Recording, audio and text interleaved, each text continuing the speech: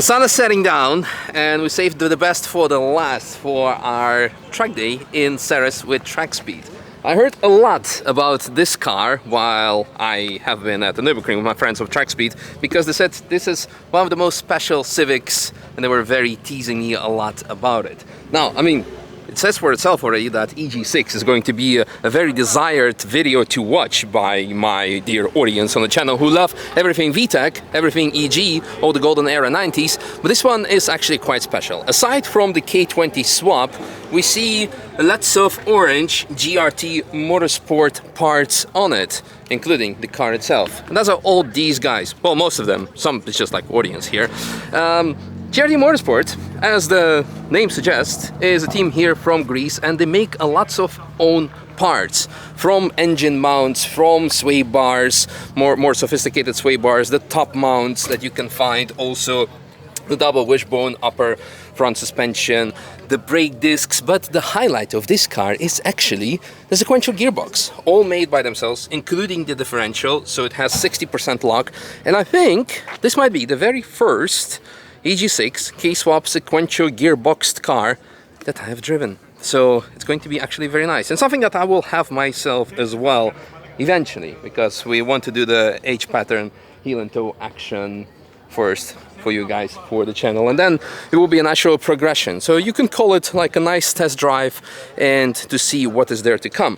You might see here also we have full slicks, because guess what, we're not running TF, we're having track day and we're in Greece, we can do whatever. We can even have Uzo and then do laps. Don't do that, but potentially maybe we could do it. Then on the inside, as mentioned, actually let's go on the other side. Oh yeah, spoiler, also made by GRT Motorsport, nice dual element. Underneath, maybe you could see the sway bar. I just need to uncamera my camera so we can go a bit lower. Look at that. That looks actually very, very nice. The blade style sway bar, I think that's something I should get for myself, but we'll see. Well, we don't need that anymore. Now on the inside, actually on the outside, we have Rocket Bunny wide body kit to fit bigger wheels. We have seats with ears, because again no TF. We have digital display. The car is running ECU Master, right? Yes, thank you. Yeah, ECU Master. And what I forgot to mention is that the engine is actually pretty much stock, just high compression pistons, so it's like 240, 20, 30 horsepower, something. 210! Wow! And we were actually keeping up with GT3 RSs on the track, in corners, because after that it was like, yeah. But what I forgot to mention, actually what we can see here, some kisses, yes, because the car is Proper Motorsport, has been running also 6 hours endurance racing, so it's a proper test bed for their equipment for the gearbox.